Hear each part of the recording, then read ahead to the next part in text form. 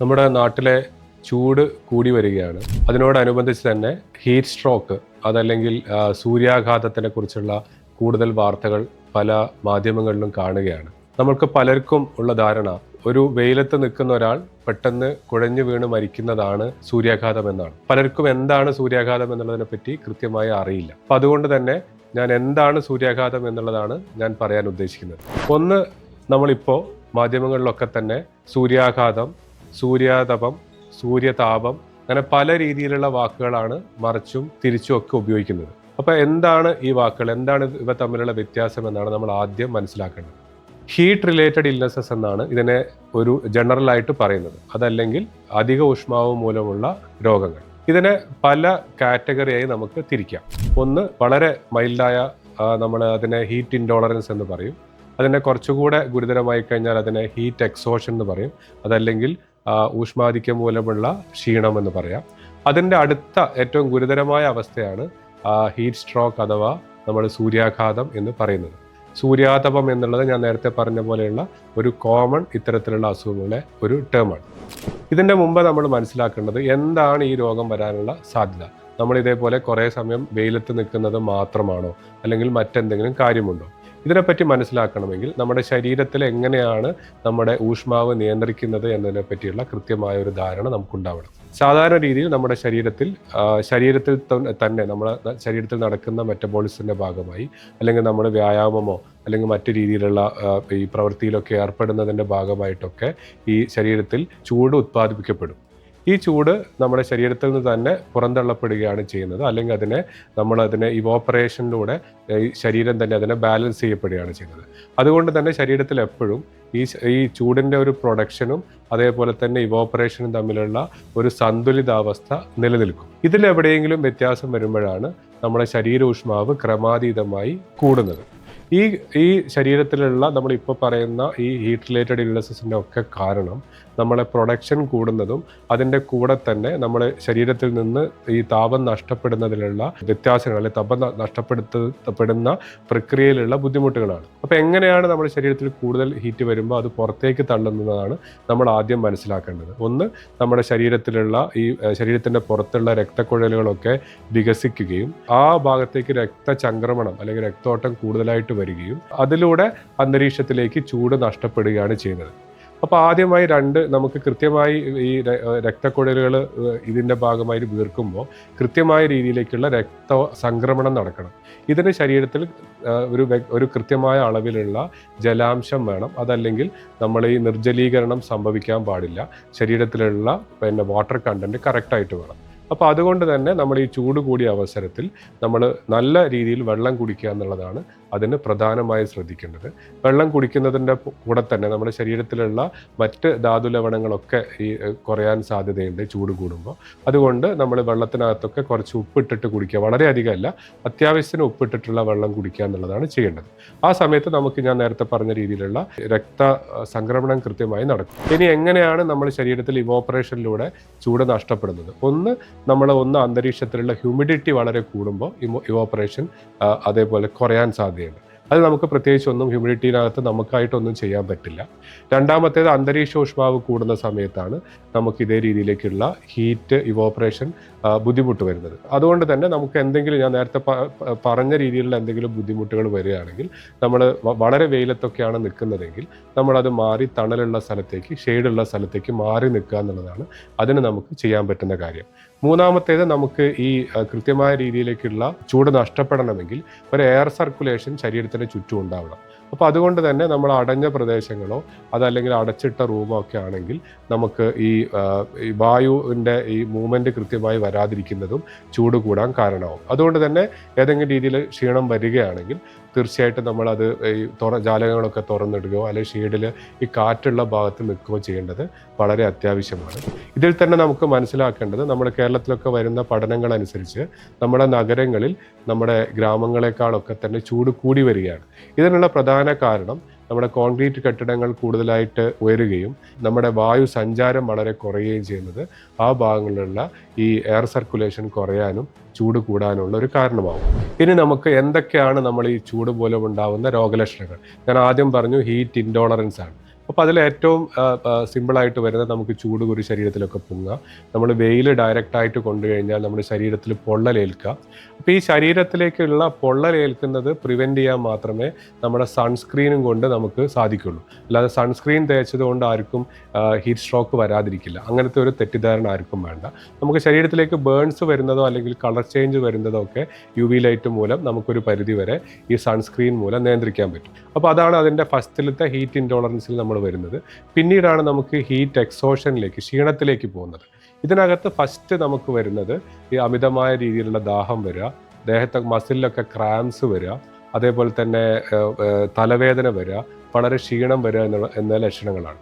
ഇത്തരത്തിലുള്ള ലക്ഷണങ്ങൾ നമ്മൾ എപ്പോഴും ചൂടിലോ വെയിലിലോ ഒക്കെ ഇങ്ങനത്തെ രീതിയിലുള്ള തലകറക്കം അനുഭവപ്പെടുകയൊക്കെ വരുന്നുണ്ടെങ്കിൽ ഉടനടി തന്നെ നമ്മൾ തണലത്തേക്ക് വരികയും വളരെ ആവശ്യത്തിന് നമ്മൾ വെള്ളം നന്നായിട്ട് കുടിക്കുകയും ചെയ്യുക. അതേ രീതിയിൽ തന്നെ ഞാൻ നേരത്തെ പറഞ്ഞ മാതിരി എന്തെങ്കിലും കാറ്റ് ശരീരത്തിൽ കിട്ടുന്ന രീതിയിൽ നമ്മൾ മുമ്പേ നാട്ടിലൊക്കെ കാണുന്നതാണ്, ഒരാൾക്ക് നമുക്ക് എന്തെങ്കിലും ക്ഷീണം അനുഭവപ്പെട്ടാൽ നമ്മൾ വീശി കൊടുക്കുക അല്ലെങ്കിൽ ഫാൻ ഇടുക. അപ്പോൾ ആ രീതിയിൽ തന്നെ ചെയ്ത് കഴിഞ്ഞാൽ ശരീരത്തിൽ നിന്നുള്ള ഊഷ്മാവ് കുറേ നഷ്ടപ്പെടും. ഇതിൻ്റെ അടുത്ത ഘട്ടത്തിലാണ്, ഗുരുതരാവസ്ഥയിലാണ് നമ്മൾ ഹീറ്റ് സ്ട്രോക്ക് എന്ന് പറയുന്ന അവസ്ഥയിലേക്ക് പോകുന്നത്. ഈ കണ്ടീഷനിൽ നമുക്ക് 2 രീതിയിലുള്ള ഹീറ്റ് സ്ട്രോക്ക് ഉണ്ട്. ഒന്ന് നമുക്ക് പറയുന്ന ക്ലാസിക് ഹീറ്റ് സ്ട്രോക്ക് അല്ലെങ്കിൽ നോൺ എക്സേഷണൽ ഹീറ്റ് സ്ട്രോക്ക്. അതായത് വെറുതെ ഒരാൾ ഇരിക്കുന്ന സമയത്തും അദ്ദേഹത്തിൻ്റെ ഈ ശരീരോഷ്മാവ് കൂടുകയും ഇതേ രീതിയിലേക്കുള്ള ഹീറ്റ് സ്ട്രോക്ക് പോവുക. രണ്ടാമത്തേത് എക്സേഷണൽ ഹീറ്റ് ഇൽനെസ് എന്ന് പറയും. നമ്മൾ എന്തെങ്കിലും കൂടുതലായിട്ടുള്ള വ്യായാമം ഒക്കെ അല്ലെങ്കിൽ വലിയ ശക്തമായ രീതിയിലുള്ള ശരീരം ഇളകിയിട്ടുള്ള വേറെ എന്തെങ്കിലും ജോലിയിൽ ഏർപ്പെടുക. ഈ സമയത്തൊക്കെ ശരീരോഷ്മാവ് കൂടുകയും അത് നഷ്ടപ്പെടാതിരിക്കുമ്പോൾ വരുന്ന ശരീരോഷ്മാവ് കൂടുന്നത് കൊണ്ടുള്ള ബുദ്ധിമുട്ട്. ഇനി എങ്ങനെയാണ് ഹീറ്റ് സ്ട്രോക്ക് വരുന്നത്? ഞാൻ നേരത്തെ പറഞ്ഞ രീതിയിൽ ഈ ഹീറ്റിൻ്റെ പ്രൊഡക്ഷനും അതേപോലെ തന്നെ അതിൻ്റെ ഇവോപ്പറേഷനും തമ്മിലുള്ള സന്തുലിതാവസ്ഥ നഷ്ടപ്പെടുമ്പോൾ ശരീര ഊഷ്മാവ് ഒരു 104 ഡിഗ്രി ഫാരൻഹീറ്റിൻ്റെ മുകളിലേക്കൊക്കെ പോകുന്ന സമയത്ത് അത് നമ്മുടെ ശരീരത്തിലുള്ള പല അവയവങ്ങളുടെ പ്രവർത്തനത്തിലും വ്യത്യാസം വരുത്താം. അപ്പോൾ ഒന്ന് ചൂട് കുറേ സമയം കൂടി നിൽക്കുന്ന സമയത്ത് തലച്ചോറിൻ്റെ പ്രവർത്തനങ്ങളിൽ വ്യത്യാസം വരാം. അപ്പം നമുക്ക് ഈ ബോധക്ഷയം വരിക, അപസ്മാരം വരിക തുടങ്ങിയ വ്യത്യാസം വരാം. ഈ ഹീറ്റ് കുറേ സമയം ശരീരത്തിൽ കൂടി നിൽക്കുന്ന സമയത്ത്, ടെമ്പറേച്ചർ കൂടി നിൽക്കുന്ന സമയത്ത് നമ്മുടെ ശരീരത്തിൽ മറ്റ് പല ഘടകങ്ങൾ ഉൽപ്പാദിപ്പിക്കപ്പെടും. പ്രധാനമായി അതിനെ സൈറ്റോകൈൻസ് എന്ന് പറയും. ഇത് മറ്റ് അവയവങ്ങളിലൊക്കെ ഡാമേജ് വരുത്തിയിട്ട് രക്തസമ്മർദ്ദം കുറയുക, മസിലിന് ഡാമേജ് വന്നിട്ട് മസിലിൽ ഈ അലിഞ്ഞു പോകുന്ന രീതിയിലേക്കുള്ള റാബ്ഡോമയോലൈസിലേക്ക് പോവുക, അത് കിഡ്നിയുടെ പ്രവർത്തനങ്ങളെ ബാധിക്കുക, ഹൃദയത്തിൻ്റെ ഇടിപ്പ് ക്രമം തെറ്റി ഇടിക്കുക. ഇതൊക്കെ സംഭവിച്ച് ബോധക്ഷയം വന്ന് ഹാർട്ട് നിന്ന് പോകുന്ന ഒരവസ്ഥ വരെ എത്തുന്ന രീതിയിലേക്ക് അവയവങ്ങളുടെ പ്രവർത്തനങ്ങളൊക്കെ തകരാറിലാവുക. ഇതാണ് നമ്മൾ ഹീറ്റ് സ്ട്രോക്ക് കൊണ്ട് ഉദ്ദേശിക്കുന്നത്. അപ്പോൾ ഇതേ രീതിയിൽ ഒരാൾ ഈ വെയിൽ കുറേ സമയത്ത് നിന്ന് ശരീരത്തിൻ്റെ ഊഷ്മാവ് കൂടി ഒരു ആശുപത്രിയിലോ അല്ല സ്ഥലത്തോ എത്തിക്കഴിഞ്ഞാൽ, അല്ലെങ്കിൽ നമ്മളൊരാളെ അങ്ങനത്തെ ഒരാളെ കണ്ടു കഴിഞ്ഞാൽ നമ്മൾ ഫസ്റ്റ് എയ്ഡായിട്ട് ചെയ്യേണ്ടത് എത്രയും പെട്ടെന്ന് അവരുടെ ശരീര ഊഷ്മാവിനെ കുറയ്ക്കുക എന്നുള്ളതാണ്. ഇതിന് നമ്മൾ ചെയ്യാൻ പറ്റുക, നമ്മൾ അദ്ദേഹത്തിൻ്റെ ദേഹത്തൊക്കെ ഡ്രസ്സുകൾ ഉണ്ടെങ്കിൽ ആ ഡ്രസ്സ് എത്രയും പെട്ടെന്ന് മാറ്റുക. ഈ തണുത്ത എന്തെങ്കിലും തുണി ദേഹത്തിടുക. ഞാൻ നേരത്തെ പറഞ്ഞ പോലെ ഒരു ജനലൊക്കെ ഉണ്ടെങ്കിൽ തുറന്നിട്ടിട്ട് ഒരു വായു സഞ്ചാരം ഉറപ്പുവരുത്താം. ഇത്തരം കാര്യങ്ങൾ ചെയ്താൽ തന്നെ നമുക്ക് ഈ ടെമ്പറേച്ചർ പെട്ടെന്ന് തന്നെ കുറയ്ക്കാൻ പറ്റും. ഈ ഗുരുതരാവസ്ഥയിലുള്ള രോഗിക്ക് കൊടുക്കേണ്ട ചികിത്സ അല്ലെങ്കിൽ ഗുരുതരാവസ്ഥയിലേക്ക് പോകുന്നത് ഒഴിവാക്കാൻ നമ്മൾ ഏറ്റവും കൃത്യമായി ചെയ്യേണ്ടത് ശരീര ഊഷ്മാവ് എത്രയും പെട്ടെന്ന് നോർമൽ അവസ്ഥയിലേക്ക് കൊണ്ടുവരിക എന്നുള്ളതാണ്. ഇതിനു വേണ്ടിയിട്ടാണ് നമ്മൾ ഈ കാര്യം ചെയ്യേണ്ടത്. അതേപോലെ തന്നെ നമ്മൾ ഇത്തരത്തിലുള്ള ഒരു രോഗിയെ എത്രയും പെട്ടെന്ന് ആശുപത്രിയിലേക്ക് എത്തിക്കുക എന്നുള്ളതല്ല ചെയ്യേണ്ടത്. നേരെ മറിച്ച് ഞാൻ നേരത്തെ പറഞ്ഞ പോലെ കൂൾ ആൻഡ് ട്രാൻസ്പോർട്ട് എന്നുള്ള രീതിയിലുള്ള ഒരു പോളിസിയാണ് നമ്മൾ ഇതാക്കുക. ശരീരം തണുപ്പിച്ച ശേഷം നമ്മൾ എത്രയും പെട്ടെന്ന് ആശുപത്രിയിലേക്ക് എത്തിക്കുക. അതേ രീതിയിൽ തന്നെ നമ്മൾ മറ്റൊന്ന് ശ്രദ്ധിക്കേണ്ടത്, രോഗിക്ക് ഓർമ്മയുണ്ട്, വെള്ളമൊക്കെ ചോദിക്കുന്നുണ്ടെങ്കിൽ തീർച്ചയായിട്ടും തണുത്ത വെള്ളം നന്നായിട്ട് കുടിക്കാൻ കൊടുക്കാം. നേരെ മറിച്ച് രോഗിക്ക് ബോധമില്ലെങ്കിൽ നമ്മൾ വെള്ളം കുടിപ്പിക്കാൻ കൊടുത്തു കഴിഞ്ഞാൽ ആ രോഗി വീണ്ടും ആസ്പിറേറ്റ് ചെയ്യും. അത് ശ്വാസകോശമൊക്കെ മോശമാവുന്ന, ശ്വാസതടസ്സം ഉണ്ടാവുന്ന അവസ്ഥയിലേക്കാണ് പോവുക. ഇനി ഒരു രോഗി ആശുപത്രിയിൽ എത്തിക്കഴിഞ്ഞാൽ നമുക്കറിയാം, സാധാരണ രീതിയിലൊക്കെ നമ്മൾ ശരീരോഷ്മാവുകൾ ഹോസ്പിറ്റലൊക്കെ പോകുന്ന സമയത്ത് ഒരു തെർമോമീറ്റർ എടുത്ത് നമ്മുടെ കക്ഷത്തിൽ, അല്ലെ ആക്സില എന്ന് പറയും, ആക്സിലയിൽ വെച്ചിട്ടാണ് നമ്മൾ ആക്സിലറി ടെമ്പറേച്ചർ നോക്കുക. അത്തരത്തിൽ ടെമ്പറേച്ചർ നോക്കിക്കഴിഞ്ഞാൽ ഈ ഒരു രോഗത്തെ നമുക്ക് മനസ്സിലാക്കാൻ പറ്റില്ല. നമുക്ക് കോർ ടെമ്പറേച്ചറാണ് നോക്കേണ്ടത്. കോർ ടെമ്പറേച്ചർ നമുക്ക് എങ്ങനെയാണ് പരിശോധിക്കുക എന്ന് വെച്ച് കഴിഞ്ഞാൽ, നമ്മൾ ICUലൊക്കെ ആണെങ്കിൽ നമുക്കൊരു വയറ് പോലെ ടെമ്പറേച്ചർ മെഷർ ചെയ്യുന്ന ടെമ്പറേച്ചർ പ്രോബ് എന്ന് പറയും. അത് മൂക്കിലൂടെ നമ്മുടെ തൊണ്ടയിൽ എത്തുന്നവരെ നാസോഫാരിങ്സ് എന്ന് പറയും. അതുവരെ എത്തിക്കഴിഞ്ഞാൽ നമുക്കത് മോണിറ്ററിനകത്ത് കൃത്യമായി എത്രയാണ് ടെമ്പറേച്ചർ എന്ന് കാണാം. ഇത് 104 ഡിഗ്രീൻ്റെ മുകളിലൊക്കെ ഉണ്ടെങ്കിൽ നമ്മളത് ആ സമയത്ത് ഹീറ്റ് സ്ട്രോക്ക് സസ്പെക്ട് ചെയ്യണം. അതല്ലെങ്കിൽ നമ്മൾ ചെറിയ ക്ലിനിക്കുകളൊക്കെ ആണെങ്കിൽ നമ്മൾ മലദ്വാരത്തിൽ ടെമ്പറേച്ചർ വെച്ച് കഴിഞ്ഞാൽ നമ്മൾ റെക്ടൽ ടെമ്പറേച്ചർ എന്ന് പറയും. അതും ഇതേ രീതിയിൽ തന്നെ 104 ഡിഗ്രി ഫാരൻഹീറ്റിൻ്റെ മുകളിലാണ് ഇത്തരം ഒരു സാഹചര്യമാണെങ്കിൽ നമ്മൾ ഹീറ്റ് സ്ട്രോക്ക് സസ്പെക്ട് ചെയ്യും. ഞാൻ നേരത്തെ പറഞ്ഞ രീതിയിൽ എത്രയും പെട്ടെന്ന് ശരീരം തണുപ്പിക്കുകയും ചെയ്യണം. അതിൻ്റെ ശരീരം തണുപ്പിക്കാൻ നമ്മൾ സാധാരണ ആശുപത്രിയിലൊക്കെ ചെയ്യാൻ പറ്റും. ഞാൻ നേരത്തെ പറഞ്ഞ പോലെ നനഞ്ഞ തുണി ശരീരം മുഴുവൻ ഇടുക. നമ്മൾ IV ഫ്ലൂയിഡ്സ് ഒക്കെ കൊടുക്കുന്നുണ്ടെങ്കിൽ തണുത്തത് കൊടുക്കുക. തണുത്ത IV ഫ്ലൂയിഡ്, തണുപ്പിച്ച രീതിയിൽ ഉള്ള IV ഫ്ലൂയിഡ് കൊടുക്കുക. അതേമാതിരി തന്നെ ഓർമ്മയില്ലാത്ത പേഷ്യൻസ് നമ്മൾ റൈൽസ് ട്യൂബ് ഇടുന്നുണ്ടെങ്കിൽ റൈൽസ് ട്യൂബ് ഇട്ട ശേഷം രോഗി വൊമിറ്റ് ചെയ്യില്ല എന്നുള്ളൊരു സിറ്റുവേഷൻ ആണെങ്കിൽ നമുക്ക് അതിനകത്തൂടെ കോൾസലൈൻ കൊടുക്കാം. അതല്ല ശ്വാസതടസ്സം വരുന്നുണ്ട്, അപസ്മാരം വരുന്നുണ്ട്, ബോധക്ഷയമൊക്കെ ഉണ്ടെങ്കിൽ നമുക്ക് രോഗിയെ ഉടനെ തന്നെ വെന്റിലേറ്ററിലേക്ക് മാറ്റേണ്ടി വരാം. ഇനി ഇത്തരം രോഗികളെ രക്ഷിക്കുന്നതൊക്കെ തന്നെ ഈ ഗുരുതരാവസ്ഥയിലുള്ള രോഗികളെ ചികിത്സിക്കുന്ന ICU സംവിധാനങ്ങളിലാണ്, അല്ലെങ്കിൽ ഒരു ക്രിട്ടിക്കൽ കെയർ വിഭാഗത്തിലാണ്.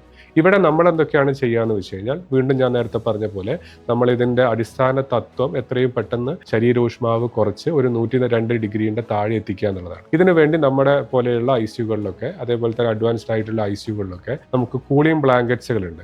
ഒരു പ്രത്യേക തരം ബ്ലാങ്കറ്റിലൂടെ അതൊരു സെർവോ കൺട്രോൾഡായി നമുക്ക് ടെമ്പറേച്ചർ നിയന്ത്രിച്ച് ശരീരത്തിന്റെ ടെമ്പറേച്ചർ എത്രയും പെട്ടെന്ന് നമുക്ക് കുറച്ചു കൊണ്ടുവരാൻ പറ്റും. അതേപോലെ തന്നെ ഞാൻ നേരത്തെ പറഞ്ഞ രീതിയിൽ രോഗിയെ വെന്റിലേറ്ററിലേക്ക് മാറ്റാം.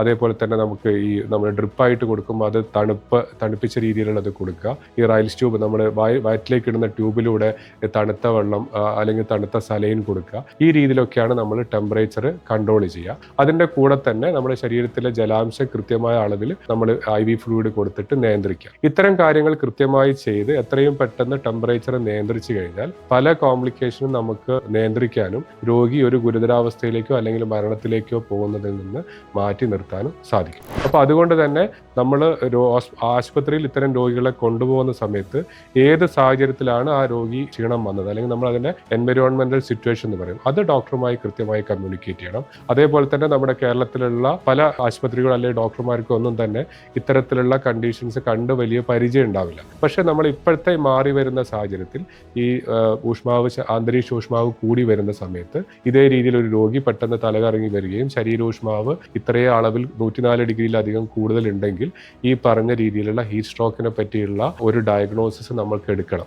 കാരണം നമുക്ക് ഒരിക്കലും ഇതൊരു രക്തത്തിലുള്ള എന്തെങ്കിലും ടെസ്റ്റുകൾ നടത്തിയിട്ടല്ല. ഞാൻ നേരത്തെ പറഞ്ഞ രീതിയിലുള്ള ഈ പല രോഗലക്ഷണങ്ങളും അതേപോലെ ശരീര ഊഷ്മാവും മറ്റ് അവയവങ്ങളിലൊക്കെ പ്രവർത്തനത്തിലുള്ള വൈകല്യവും വെച്ചിട്ടാണ് നമ്മൾ ഈ ഒരു ഡയഗ്നോസിലേക്ക് എത്തുന്നത്. അപ്പോൾ അതുകൊണ്ട് തന്നെ ഞാൻ പറഞ്ഞ് നിർത്തുന്നതിന് മുമ്പേ നമ്മൾ ആദ്യം തന്നെ ചെറിയ രീതിയിലുള്ള ഈ അസുഖവും ബുദ്ധിമുട്ടും വരുന്ന സമയത്ത് തന്നെ വെയിലത്തു നിന്നൊക്കെ മാറി നിൽക്കാനാണ് നമ്മൾ ശ്രദ്ധിക്കേണ്ടത്. അതേപോലെ വെള്ളം ധാരാളം കുടിക്കുക, ഇതാണ് എൻ്റെ പ്രധാനമായിട്ട് ശ്രദ്ധിക്കേണ്ടത്. മറ്റൊന്ന്, നമുക്ക് മുമ്പൊക്കെ പറഞ്ഞ പോലെ തന്നെ പല അസുഖങ്ങളും പറഞ്ഞ പോലെ തന്നെ ഇതേ രീതിയിൽ തന്നെയുള്ള ഹീറ്റ് സ്ട്രോക്ക് വരാൻ ഏറ്റവും സാധ്യതയുള്ളത് ചെറിയ കുട്ടികൾക്ക്, വളരെ പ്രായാധിക്യമുള്ള ആൾക്കാർ, ഗർഭിണികൾ, മറ്റ് അസുഖമുള്ള ആൾക്കാർ, ഇവരിലൊക്കെയാണ് ഇതേ രീതിയിലേക്കുള്ള ബുദ്ധിമുട്ട് വരിക. അതേപോലെ തന്നെ എല്ലാവരും ഇതേപോലെ വെയിലത്ത് നിന്നാലേ ഹീറ്റ് സ്ട്രോക്ക് വരും എന്നുള്ള തെറ്റിദ്ധാരണയും വേണ്ട. ഞാൻ നേരത്തെ പറഞ്ഞു, ഹീറ്റിൻ്റെ പ്രൊഡക്ഷനും അതേപോലെ തന്നെ അതിൻ്റെ ഇവോപ്പറേഷനും തമ്മിലുള്ള സന്തുലിതാവസ്ഥ നഷ്ടപ്പെടുമ്പോഴാണ് ഹീറ്റ് സ്ട്രോക്ക് വരുന്നത്.